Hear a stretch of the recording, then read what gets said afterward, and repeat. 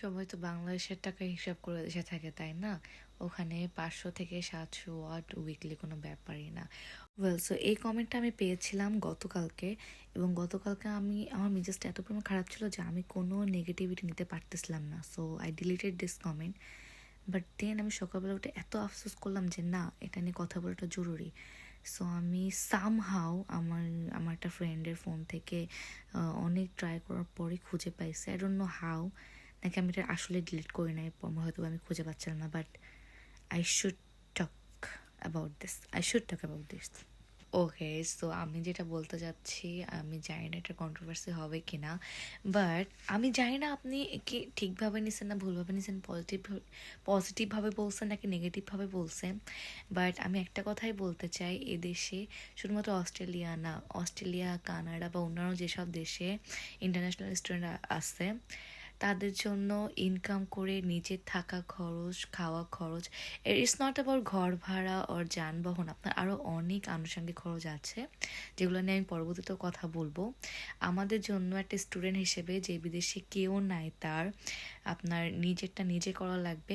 And it's not about this, আপনি যে বলতেছেন 500-700 কোনো ব্যাপারই না, আপনি এসে কাজ করে দেখেন আমরা কতটা রক্ত পানি করা কাজ করি এখানে, ছোট কাজ হোক বড় কাজ হোক, কোনো কাজে ছোট নয়, এবং কোনো কাজে আমাদেরকে কেউ ফ্রিতে টাকা দিয়ে যায় না যে ওকে তুমি স্টুডেন্ট মানুষ, তোমাকে কিছু টাকা, তোমাকে কিছু টাকা দিই, তুমি টিউশন ফি দাও না। আমাদের দিন শেষে টিউশন ফি ম্যানেজ করা লাগে, যাদের আল্লাহ না করুক যাদের ফ্যামিলি ব্যাকআপ নাই। আমি এখানে দেখছি, আমি অস্ট্রেলিয়াতে এসে দেখেছি মানুষজন লোন করে, স্টুডেন্ট মানুষ লোন করে আসছে এখানে, এবং এখানে এসে কাজ করে লোন শোধ করছে। আর আমি এমনও মানুষ দেখেছি যারা হলো 3, 4, 5, 6 মাস রয়েছে অস্ট্রেলিয়া, কানাডা বা অন্যান্য কোনো দেশে, তারা এখনও জব পায় নাই, বা তারা খুবই খুবই স্ট্রাগল করতেছে।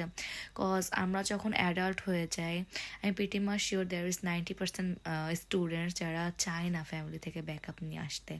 তো তাদের জন্য কতটা হার্ড আমি প্রতিটা সিচুয়েশন দেখেছি, যারা বাংলাদেশ থেকে টাকা নিয়ে আসে প্লাস এখানে বসে নিজেদের খরচ এবং ফ্যামিলির খরচ চালায়। আমি সবাইকে দেখেছি, সব রকম পরিস্থিতি আমার দেখা হয়ে গেছে। তো আপনি পর্দার ওই পাশে থেকে অবশ্যই বলতে পারেন যে কোনো ব্যাপারই না। হ্যাঁ, অবশ্যই এখানে আমাদের অস্ট্রেলিয়ার $1 সমান সমান 85 টাকা বাংলাদেশের। তো হ্যাঁ, ঠিক আছে, আমরা যদি এখানে বলি যে 10 টাকা কামাচ্ছি, তার মানে আমরা ওখানকার 850 টাকা কামাচ্ছি। সো আপনাদের দিক থেকে একদমই মানে সব কিছু পারফেক্ট আছে। বাট আমি জাস্ট এইভাবে বলি না, আমাকে অনেকে জিজ্ঞেস করে আপু কত টাকা খরচ হতে পারে, ব্যাকআপ কত টাকা রাখবো, তো আমি তাদেরকে বাংলাদেশি টাকায় হিসাব বলি। আপনি যদি বলেন যে আপু ঠিক আছে ইনকাম কেমন করব, আমি তাও বলি যে ইনকাম সম্পূর্ণ আপনার উপর ডিপেন্ড করবে যে আপনি কতটা ইনকাম করতেছেন, আপনি কোন জব করতেছেন, আপনার স্যালারি কত। তো এমন তো আমি কখনো বলি নাই যে বাংলাদেশে এত টাকা, তো আপনাকে বাংলাদেশ থেকে আনা লাগবে, বা আই ডোন্ট নো। আমি আমি কি কোথাও ভুল করতেছি আমি বুঝতে পারতেছি না। কজ আমি চাই না এমন কন্ট্রোভার্সিতে যাইতে, বাট আপনি যখন বললেন না যে 500-700 কোনো ব্যাপারই না উইকলি, বিশ্বাস করেন উইকলি 500 থেকে 700 টাকা ইনকাম করার জন্য আমাদের ঘাম ছুটে যায়। অন্য কারোটা যায় না, আমার তো ঘাম ছুটে যায়, আমার প্রচুর কষ্ট হয়। কজ ওই যে যেটা বললাম যে মানুষ উবার করে, বা অনেকের কাছে আছে যাদের একটা জব, অনেকের কাছে আছে তাদের 3টা job.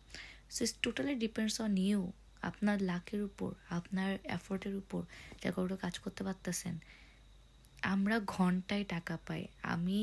I used to work in a warehouse, যেখানে আমরা অ্যালাউ ছিলাম না 2 সেকেন্ড বসার অ্যালাউ ছিলাম না। আমাদের ইয়া ছিল যে সবসময় কাজ করা লাগবে, সবসময় কাজ করা লাগবে, এবং একটা ঘন্টা ওই যে কি বলে ঘাম ঝরা পরিশ্রম করে আমাদেরকে $24 দেওয়া হতো।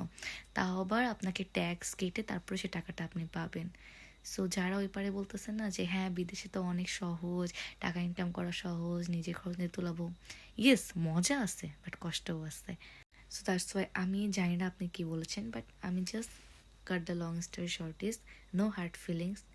বাট 500 থেকে 700 ডলার ইনকাম করা weekly is not easy, it's not like কোনো ব্যাপারই না, এটা ব্যাপার। আমাদের কষ্ট হয়, আমরা ট্রাই করি, আমরা কষ্ট করি, অ্যান্ড দ্যাটস ওয়াই এখানে আমার সাথে আমার জার্নিটা শেয়ার করার জন্য। So hope you gonna like it. আমি জানি না মিক্স আপ করে ফেলছি কিনা, বা আই থিঙ্ক আপনি আপনার দিক থেকে ঠিক আছেন, যে ঠিক আছে আপনি যেটা দেখতেছেন যেটা বুঝতেছেন সেটা হয়তোবা আমি ভুল আপনাকে বোঝার জন্য, বা হয়তোবা আমি যেটা বলছি সেটা আপনারা অনেকে বুঝতে পারছেন যে আমি অ্যাকচুয়ালি কী বলতে চাচ্ছি। আপনারা সারমর্মটা বুঝলে প্লিজ একটু শর্টকাটে আমাকে বলে দেবেন, যেন আমি জিনিসটা বুঝতে পারি যে ওকে আমাকে এইভাবে বলা উচিত ছিল। হ্যাঁ, এক্সপিরিয়েন্স নাই, একটু ট্রাই করতেছি। Thank you so much for watching, don't forget to follow.